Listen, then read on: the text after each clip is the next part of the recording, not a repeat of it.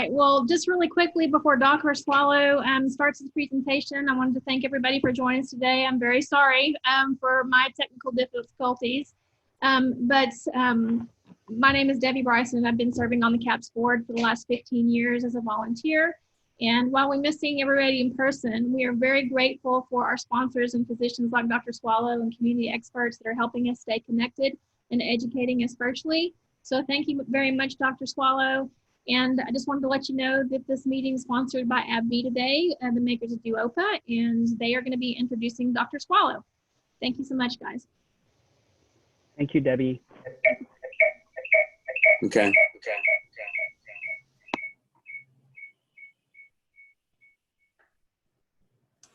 Good So, afternoon. go ahead. Let the moderator go ahead and introduce Dr. Soileau. All right, well, good afternoon. I'd like to welcome everyone to today's webinar. Your speaker this afternoon is Dr. Michael Soileau. Dr. Soileau earned his medical degree at the University of Texas Medical School at Houston. His internship in internal medicine and residency in neurology was completed at the University of Michigan in Ann Arbor. His movement disorder and neurodegenerative disease fellowship was completed at the University of Texas Medical School. He is founder and owner of Texas Movement Disorder Specialists, and currently he is the clinical assistant professor at Texas A&M College of Medicine. Dr. Soileau, welcome, and please go ahead with your presentation. Perfect. Thank you, Alex. And thanks, Debbie, for getting us up and ready to go. And hopefully you can see and hear me okay. If you can't, just let us know via the chat feature or the Q&A feature, and Alex will be all over that. And again, I apologize for the technical difficulties, but we are ready to go. So I want to thank Abby and Claude, and who's covering for Kimberly, who is the Duopa rep for our territory. I want to thank you guys for coordinating everything. And I know everyone's willing and ready to be back to full swing and to get back to normal, whatever that means now. But hey, we'll take what we can get, huh? So let's talk a little bit about advanced Parkinson's disease, and then my favorite part is answering questions at the end, okay? So I know we got a late start, so I'll move a little more quickly perhaps, and then look forward to answering your questions. So please don't forget your questions, write them down or ask them in the chat feature, and then once I get done with the presentation, we can open the floor up for questions, okay? All right, so again, thank you to Abby for making Duopa and for helping coordinate all of this. We're gonna talk a little bit today about advanced Parkinson's disease. I'll try to keep it pretty non-specific, in other words, not to your personal questions in terms of your own Parkinson's disease, but instead we'll talk about the subject matter on whole. And everything I'll talk about today during the presentation part will be on label with FDA guidelines, and we always have to say that. So, so most of you, I know I'm preaching to the choir, but most of you know that Parkinson's disease starts in your 50s and 60s on average, and as Parkinson's disease starts affecting the brain, what happens is you lose dopamine producing cells in the brain. And that is what leads to difficulty with moving and talking and thinking, and even bowel movements and urination and mood issues and sleep issues and all of these things that go hand in hand with Parkinson's disease. And most of that is caused from a reduced level of dopamine. And so for those of you who know me, you know I like to use the gas tank analogy, and I always like to say dopamine is kind of like gas in a gas tank. So if your gas tank's full and it's a full tank the whole time, you're good to go and you can move and do whatever it is that you need to do. However, if your gas tank is empty and you're running on fumes, that's not good. And we need to give you back more fuel, and that's where dopamine comes into play. And the timing and dose of your dopamine is so important. We want to minimize these roller coasters that we all learn to dislike, and we want to maximize just that steady flow so that you can do whatever you need. If there is a demand for dopamine, you have enough supply to meet that demand. And how we do that, in some way, shape, or form, It's been around forever, 50 plus years. We've relied on levodopa. If you've ever seen The Awakenings with Robin Williams, it's a fascinating movie, and it shows how post-encephalitic Parkinson's patients will be stiff and slow. They can't think very quickly, and then they get dopamine and they literally come alive. And that's what we get to do all day, every day in our practice, is help that happen. And one common myth that's out there is that dopamine stops working with time, and that is just simply not the case. In fact, what does happen is brain quickly and efficiently as we age in Parkinson's, and so we have to be more strategic. And because of that, we're very blessed that we have many options. And again, we'll talk about one of those options today. But as long as your brain can see the dopamine, it knows what to do with it always. And so sometimes patients will say that they don't feel like their dopamine is working well, but it's usually because it's not getting absorbed very, very nicely. And this is perhaps one of my absolute favorite slides. And for those of you who know me, I have this slide printed and laminated in our exam rooms, which, by the way, we just moved to a new office just 2 miles up the road from our old office. And so we have these printed and laminated in every single one of them because it's that important. When you first start with Parkinson's, your sweet spot is age with Parkinson's, that sweet spot gets more narrow, and so it becomes more challenging for us to keep the dopamine steady. That's why we got to use all these different combinations of tools and treatments to help do that. If the dopamine goes above your sweet spot, that's when you get dyskinetic and folks will move too much. But if you go below your sweet spot, or you're just flirting with the bottom of your sweet spot, that's when the dopamine is causing you to be in your off time. And that's when the dopamine's not working very well. But that's not our goal. We want not too much, not too little. We want just right. And we want to keep that steady. And the reason that we have such difficulty keeping that dopamine steady is because of this right here. And this is your stomach.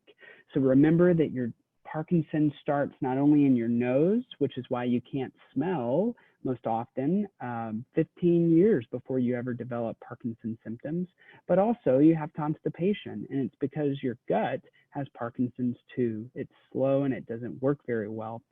So the levodopa gets absorbed more distal or further down in the gut, and that's a problem. If the stomach is the gatekeeper and your pill never makes it past your stomach, well, guess what? Your dopamine doesn't make it to your brain. And so the three things that we often battle in our office and that you may know about very well is wearing off. That's when your medicine's not working as well before the next dose. Number two, delayed on. I take my medicine, but it just doesn't kick in. The morning time is notorious for that. And then number three, my med's working great, and all of a sudden it stops working. And if patients are having more and more of those wearing off periods or delayed on, or they feel like their medicine's just not working like it used to, then we start thinking about other treatment options. And so it's harder to stay in the sweet spot as Parkinson's advances, as you've heard me say. And but our goal of any therapy that we utilize is to keep it in the sweet spot. And so let's talk a little bit about Duopa. Duopa is carbidopa-levodopa. All right, so it's the same medicine that we've had previously. It's the same active ingredient, but as you've heard me say so importantly, we have to be strategic about how we deliver that. And so Duopa is carbidopa-levodopa, but it's delivered through a pump. And so we'll talk about that. As with any FDA presentation, we have to be very mindful of possible side effects. And sometimes, these things can look so scary, but this is not unfamiliar stuff. So we'll go through this. And I remind you that this is the same safety profile that is on any dopamine product. So carbidopa, levodopa, dopamine agonist, you name it, anything that works on dopamine, we talk about the same sort of stuff. And so some of the things that we're always screening for, if you look at the Michael J. Fox Foundation, they have a wonderful pre-visit checklists so you can talk to your doctor or medical team about what's bugging you with your Parkinson's. And one of those things are the non-motor symptoms.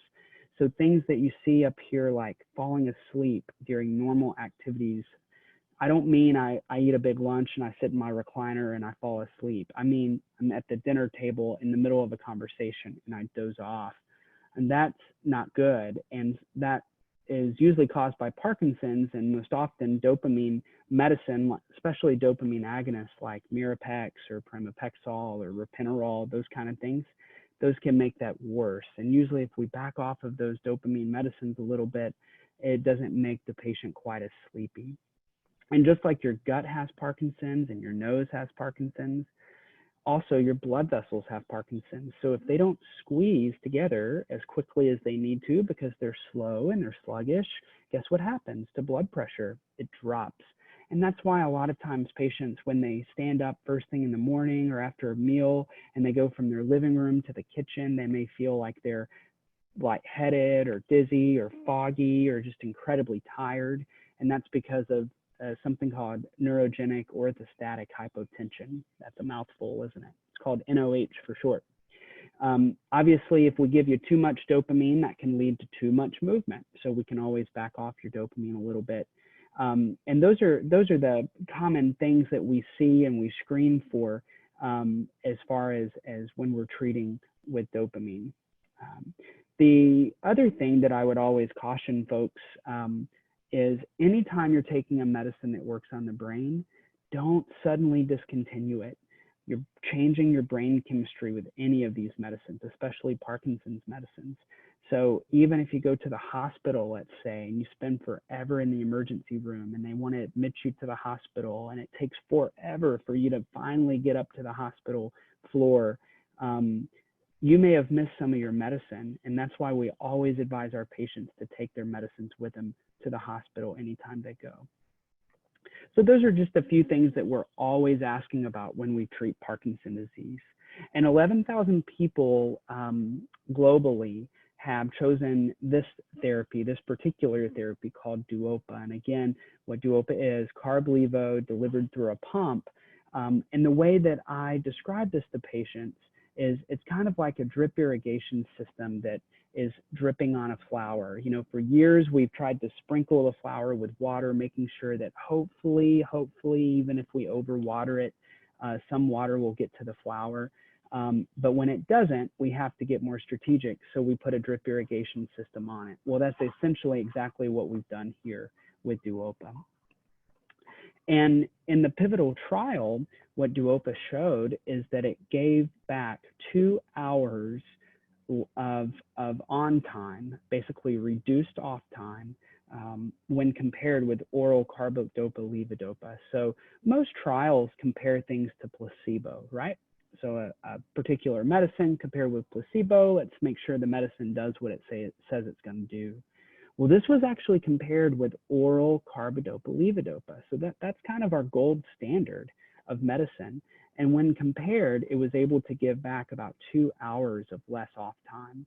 So the way I explain this to my patients is, what if we could give you 2 hours of time more per day where you can reliably and predictably do things like go to a CAPS meeting or go to a ball game or go to the grocery store.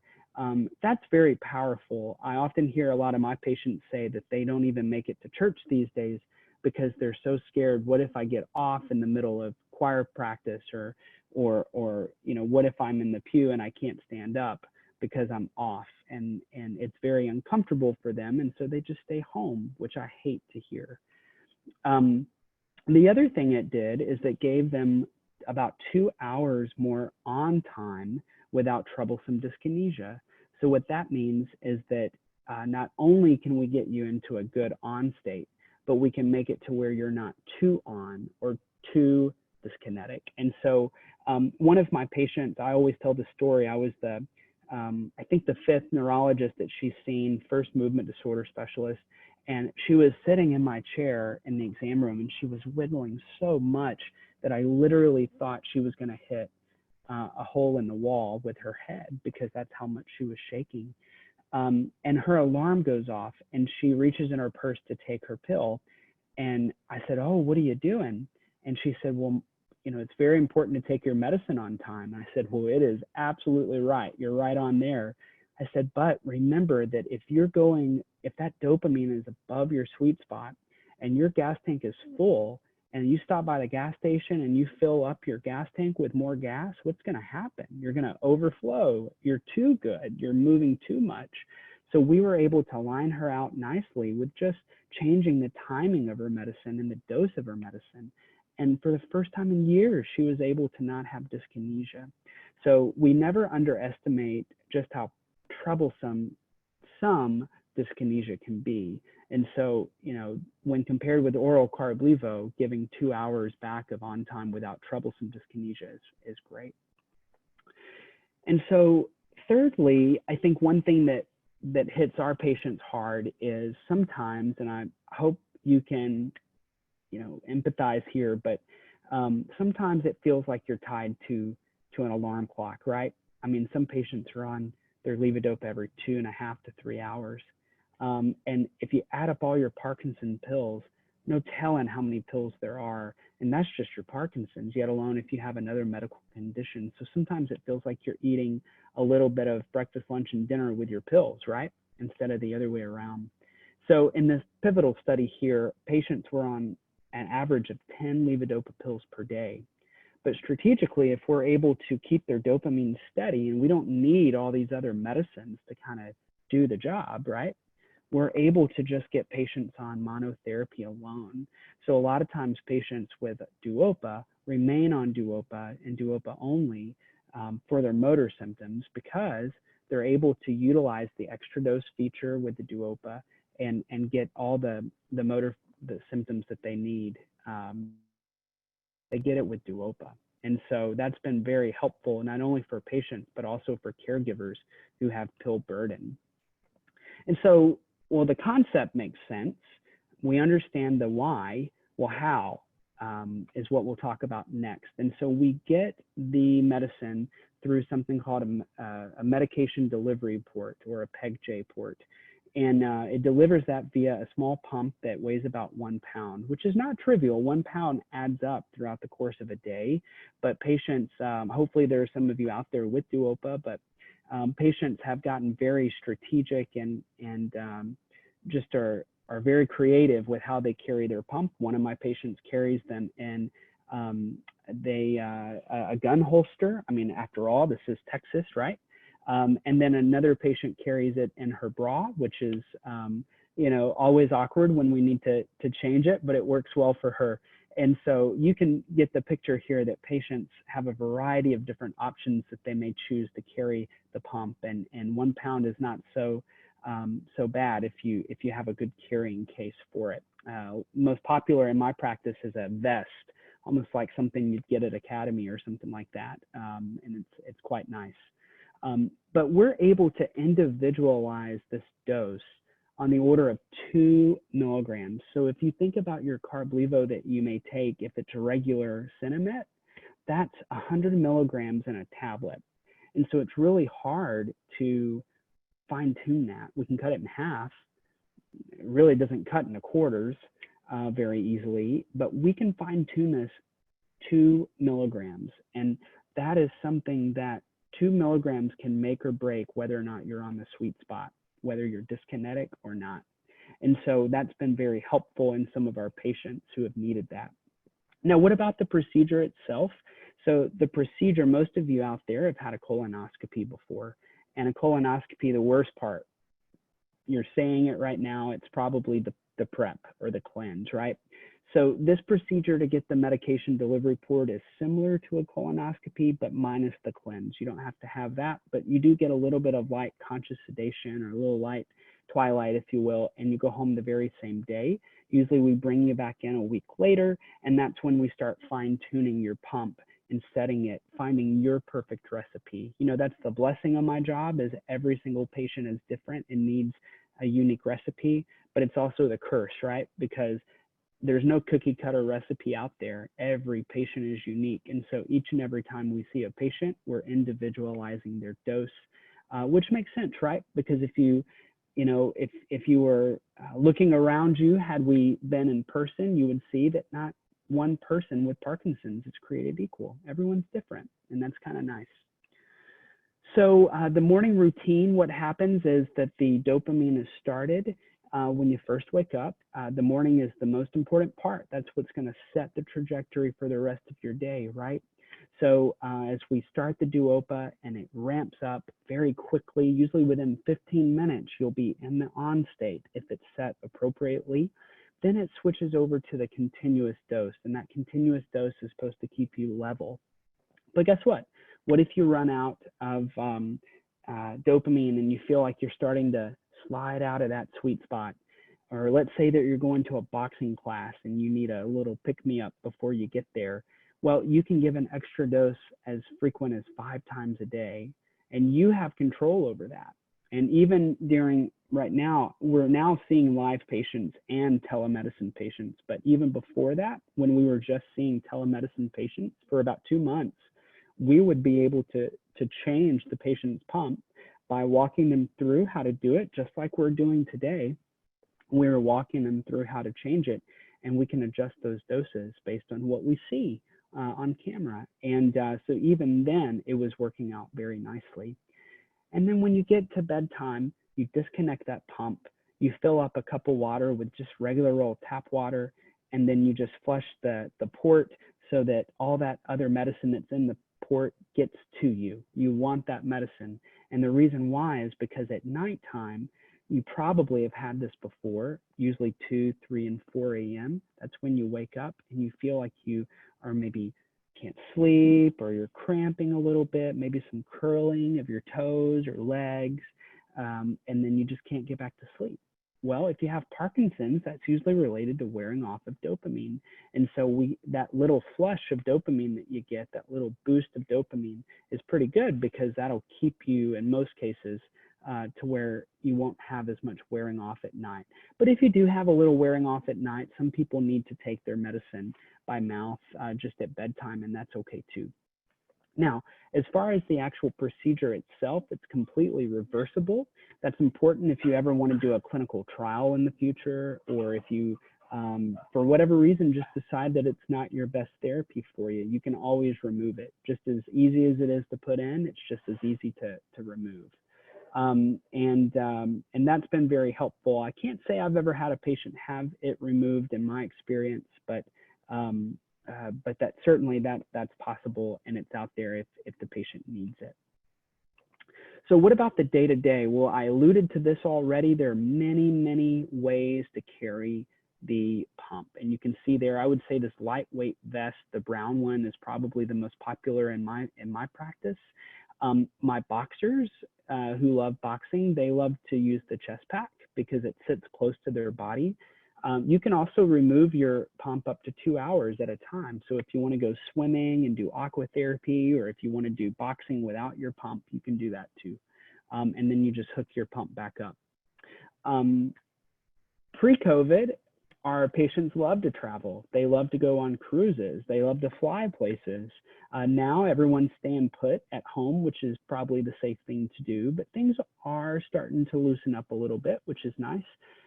But even if you were to travel with it, a lot of times the specialty pharmacy will send it directly to where you're going. And so it'll meet you there. That way you'll have it if you get to the hotel or to the cruise ship, et cetera. And that we've had a lot of patients do that as well. As you heard me say, you can remove your pump up to 2 hours at a time, and before you really start feeling like you need more of that dopamine.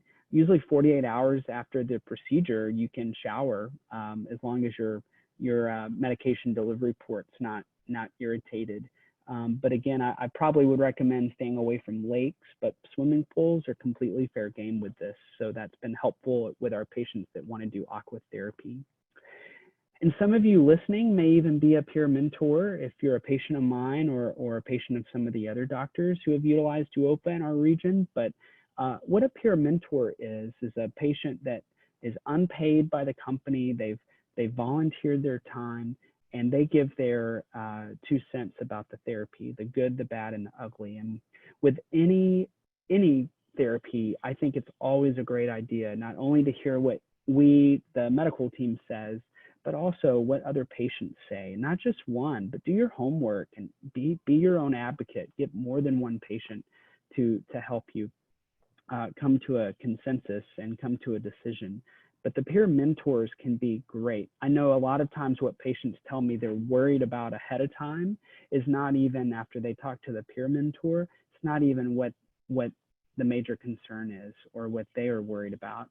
And so a lot of times patients will think something must be very bad ahead of time, but then once they either get the therapy or they talk to a peer mentor, they say, oh, well, that's not even a big issue, you know. So a lot of times just talking through your concerns, I think, is very helpful.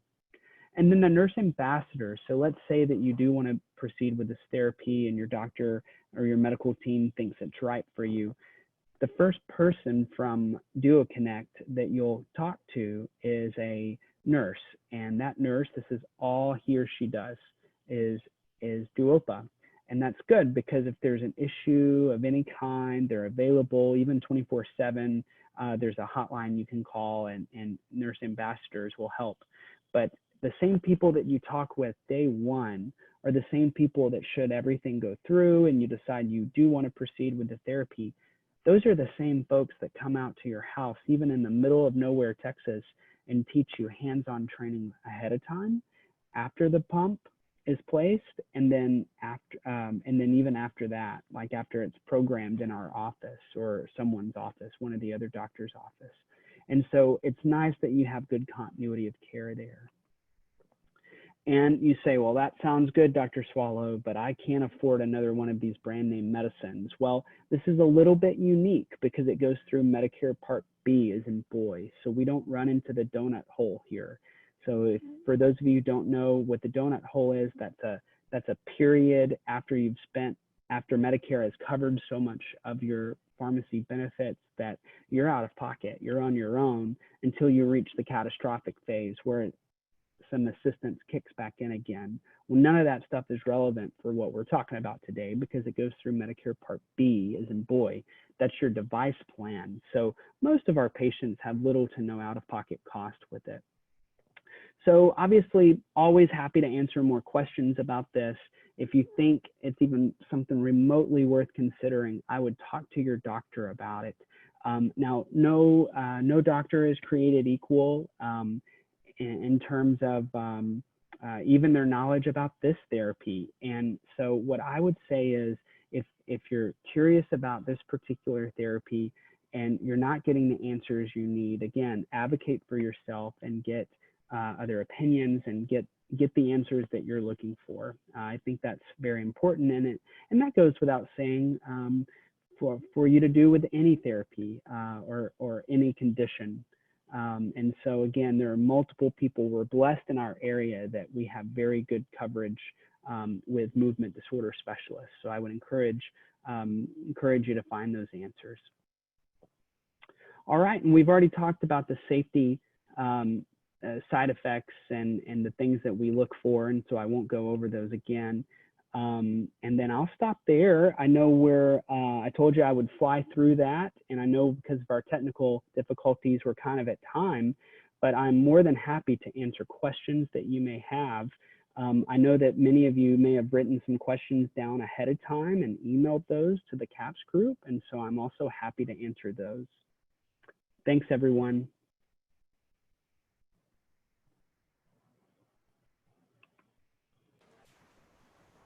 If you'd like to ask a question, you can type it into the questions section, or else you can raise your hand.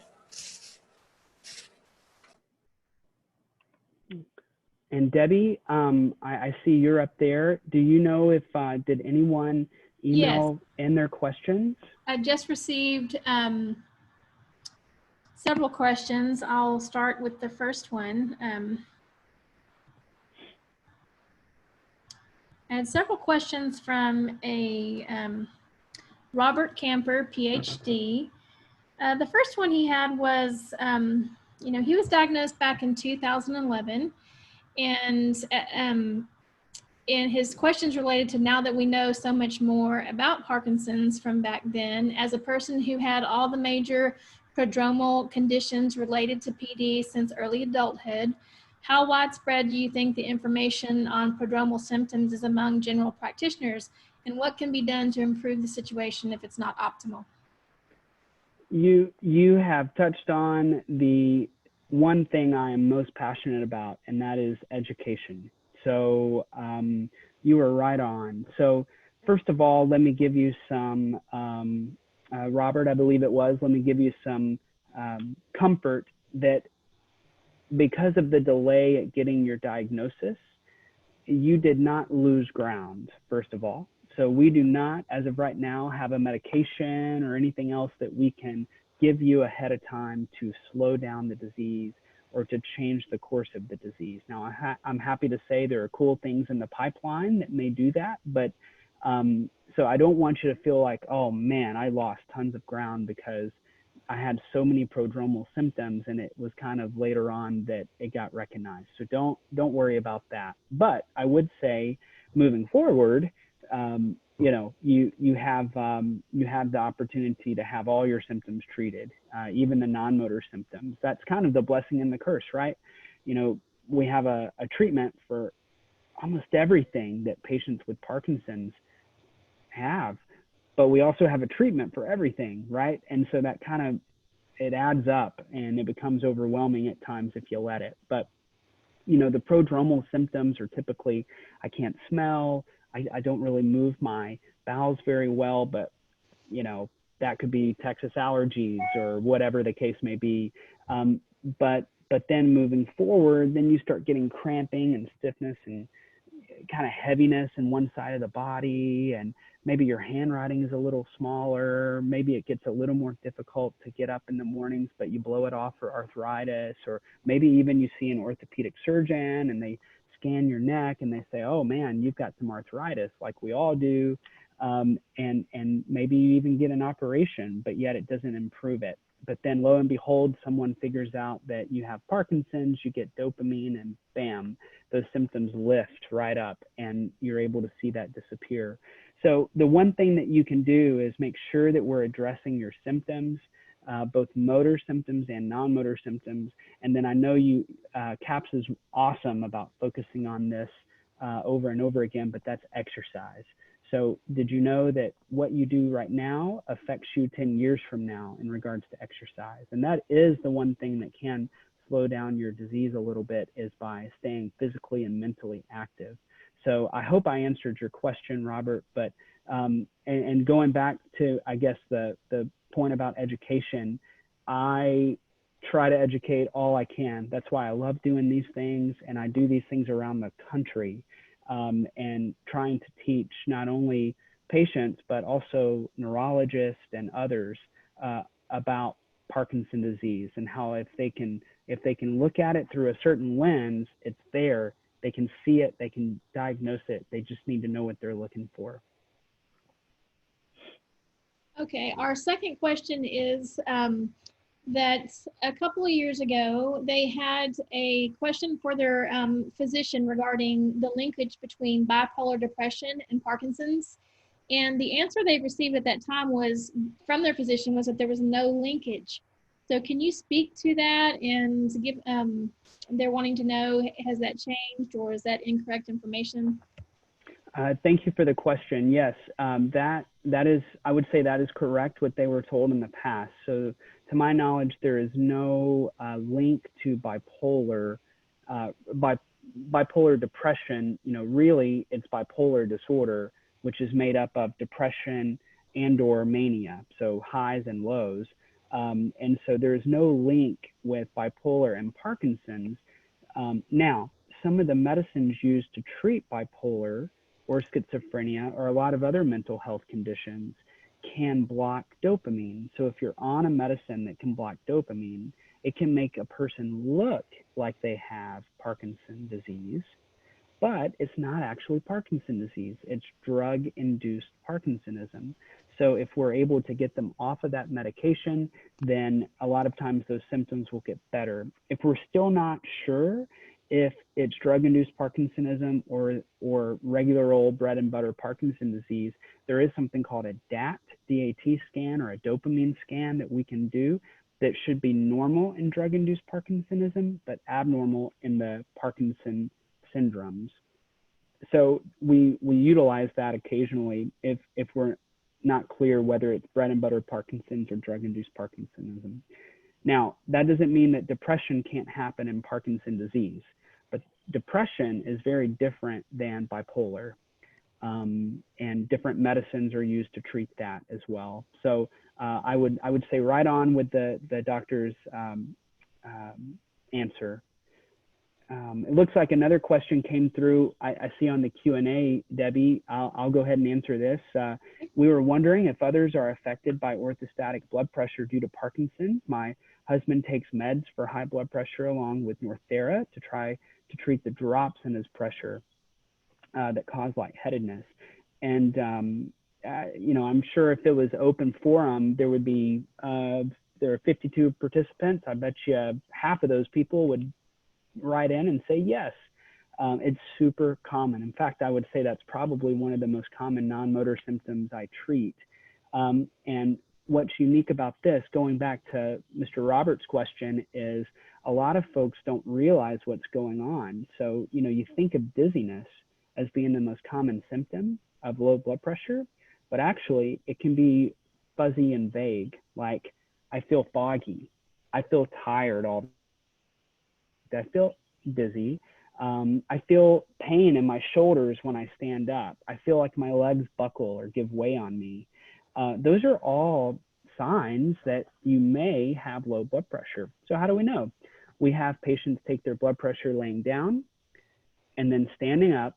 And when they're standing, they have to wait a full 3 minutes. That's very important because if you're just dehydrated, blood pressure will drop immediately until you restore your blood volume. But if you have NOH or orthostatic blood pressure due to Parkinson's, it's delayed. So a great example is I'm in the living room, I get up to go into the kitchen, I'm standing at the sink and I'm washing dishes, and then I feel like my knees are gonna buckle. Take my blood pressure and the top number is 90/60. That's a classic story for NOH. First thing we do is we screen your medicines to make sure you're not on a medicine that may make that worse, like prostate medicine. Flomax, for example, is notorious for flying under the radar and very common in our Parkinson's patients. But if you're not on a medicine and you're having those symptoms, we can treat that. And we care much more about the lows than we do the highs. If your brain's not getting good blood flow, that's not good. So we like to treat that. So thank you for that question. Now we had another question regarding possible biomarkers for Parkinson's disease. They were asking if you could explain in layman's terms what the biomarkers found thus far are and what they might mean for younger people regarding possible prevention or delay of symptoms. Sure, yeah. So these folks are up on their research. So biomarkers, that's a holy grail. So you heard me say that you can have loss of smell and constipation before you ever develop motor symptoms of Parkinson's. So the key is, how do we figure out when Parkinson's is starting, even before it presents? That way we can hopefully one day give something to help stop it, right? That's the holy grail. That's what everyone's searching for. And that's why, you know, we care so much about research and things like that. There are some newer biomarkers coming out, such as, for example, measuring the protein levels in tears that can help distinguish between not only Parkinson's, but even some of the cousins of Parkinson's disease. There are some biomarkers that are being looked at in spinal fluid to help distinguish whether treatments are actually helping the abnormal protein disappear. It's called alpha-synuclein in the brain. But obviously you want to find a convenient biomarker, right? Doing spinal taps every visit is not going to cut it. We have to find something easier than that, but it's a start. There are also several things looked at in the bloodstream. Nothing's really panned out very well for that. So lots of things still being looked at, but so far to date, we don't have any magic biomarker that is known to be consistent and reliable. However, I think, and this is my own opinion, I can't, no data to prove this, but I do think that eventually not only will our body biomarkers be helpful, but I think imaging biomarkers will be helpful too. So doing a scan that will assess for the different protein deposition in the brain, such as Alzheimer's proteins and Parkinson's proteins and all these other proteins, tau and alpha-synuclein and all these other big fancy words and proteins. I think eventually that will be very useful to us clinically, but that's very early in its infancy, and again, not approved by the FDA. So, so keep your fingers crossed that we still are having some good research out there to find us a good biomarker. Okay. One question, go ahead, Debbie. We had a question asking you what you think about electroconvulsive therapy for Parkinson's. So that's something that's up and coming. So ECT is electroconvulsive therapy. It's certainly done all the time for mood disorders like depression. I think less is known about Parkinson's disease. I know there is some data out there for Parkinson's and ECT. I'm just not aware of all the details and specifics of that, but it's certainly not mainstream. It's certainly not FDA approved yet for Parkinson's disease. Although I do know that there are some centers around the country looking at that currently, but I think the jury's still out for ECT. The thing with ECT is we really need standards. We don't have standards as far as how long to do the stimulation and what settings to set the stimulation. We don't know those standards for Parkinson's disease, and so it's kind of a free-for-all out there right now, off the beaten path, if you will. So again, lots to learn still regarding ECT and Parkinson's. Okay. We had one final question regarding DBS. They were wondering, for someone who has been qualified as a good candidate for DBS, would you recommend it sooner than later in the progression of the disease? Great question, and it looks like there was also a chat question that I'll piggyback the two. The chat question was, when might you recommend both Duopa and DBS? So I'll tell you, I hear a lot of folks around the country, even movement disorder specialists, that compare deep brain stimulation with Duopa. And I would say you have to be careful there because you're comparing apples and oranges. I mean, deep brain stimulation is in its own class. It's completely different. Yes, it will help minimize off time and help reduce dyskinesia, just like Duopa, but the way it does that is completely different than the way dopamine does it. So I think much more accurate is to compare dopamine, or I should say Duopa, with carbidopa, levodopa, and other versions of that. And that's something that I think is much more important. So when you're on an oral regimen, obviously we want to, we're all simple folks. If we want to fix Parkinson's symptoms, let's do it easily by just taking a pill. That's great, right? But what if that's not doing it? What if that's not working like we want it to? We have to be more strategic, as you heard me say. Well, then I think we can start thinking about products such as Duopa, which can deliver it and very closely mimic what the brain should be doing had it not be from Parkinson's, and that's to deliver dopamine continuously. That way you have it there when you need it. Now, DBS, on the other hand, can be very helpful for things like tremor and also reducing stiffness and slowness, but there is a window of opportunity for deep brain stimulation. So if someone has a lot of cognitive issues, and I don't mean what we all have, I walk into a room, what did I come in here for? I can't remember. I don't mean that. We all have that. What I mean are kind of the big cognitive things, like I'm getting lost while I'm driving in familiar places. There are people's faces that I should know, family members' names I should know, that I am just not. And it's usually never the patient complaining of this stuff. It's their spouse saying there are issues and we need to talk about it. Those kind of cognitive things. Deep brain stimulation, if it's implanted in one of the locations, may actually make that a little bit worse. So we don't want to do that. But that's why we say early is better. If we know you have Parkinson's disease and you are having some of those symptoms, we can consider deep brain stimulation. as long as you've talked it over with your doctor and they feel that's the best course of treatment.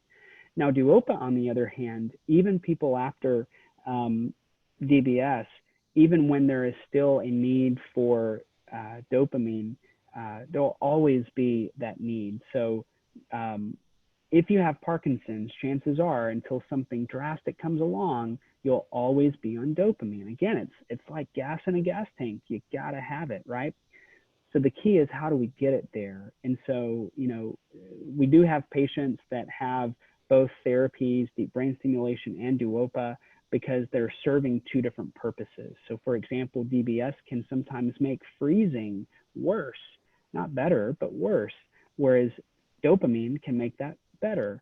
At the same time, we have patients that have tremor that dopamine helps the stiffness and slowness, but it just doesn't help the tremor.